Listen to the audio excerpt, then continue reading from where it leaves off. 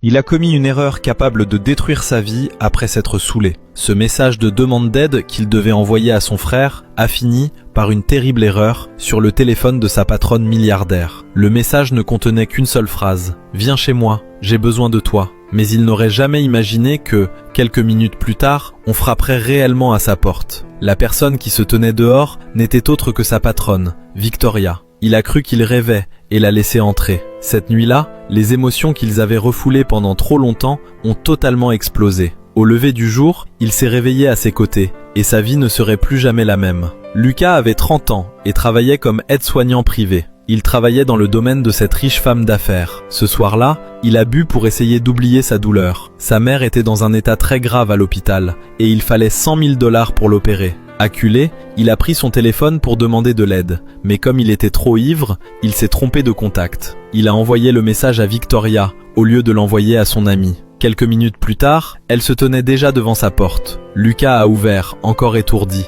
et en la voyant là, il a cru que ce n'était qu'un rêve, alors ils ont passé la nuit ensemble. Le lendemain matin, Lucas s'est réveillé en pleine panique. Il avait peur qu'elle le renvoie. À ce moment-là, sa mère l'a appelé. « J'ai besoin de cet argent tout de suite, sinon ils ne m'opéreront pas. » Lucas s'est complètement effondré. Il n'avait aucun moyen de payer. Il est allé dans la salle de bain pour se laver le visage, se calmer et essayer de réfléchir. Victoria est entrée derrière lui, s'est placée devant lui avec un air grave et lui a donné directement 2 choix. Premier choix, prends cet argent et pars pour toujours. Deuxième choix, reste et vis avec moi. Lucas a été complètement figé par cette proposition. Il pensait qu'elle agissait seulement par pitié. En pleurant, il a pris l'argent et s'est enfui. Victoria est restée immobile, complètement brisée. En réalité, elle était secrètement amoureuse de lui depuis 10 ans. Lucas a couru à l'hôpital et a payé l'opération, mais sa mère et son frère voulaient encore plus d'argent. Ils ont monté un plan cruel contre lui.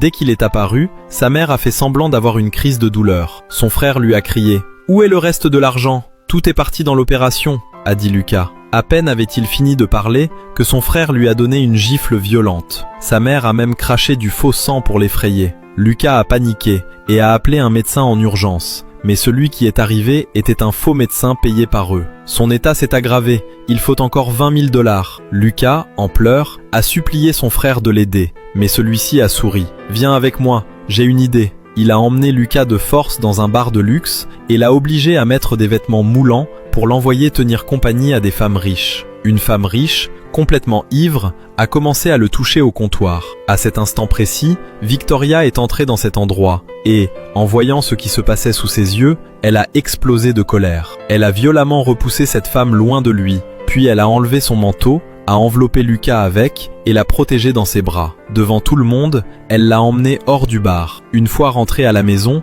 elle lui a demandé d'une voix tremblante « Pourquoi fais-tu ça, Lucas ?» En pleurant, il a répondu « J'ai besoin d'argent, je n'ai pas d'autre choix ». Victoria l'a regardé et a dit « Épouse-moi dans le cadre d'un mariage sous contrat. Je te donnerai de l'argent chaque mois. Tu n'auras plus jamais à souffrir comme ça. » Lucas ne comprenait pas. « Pourquoi fais-tu ça ?» Elle a pris son visage avec tendresse et a enfin avoué la vérité qu'elle gardait en elle depuis 10 ans. « Parce que je t'aime depuis 10 ans. Si tu veux la partie 2, écris partie 2 dans les commentaires et dis-moi depuis quelle ville tu nous regardes.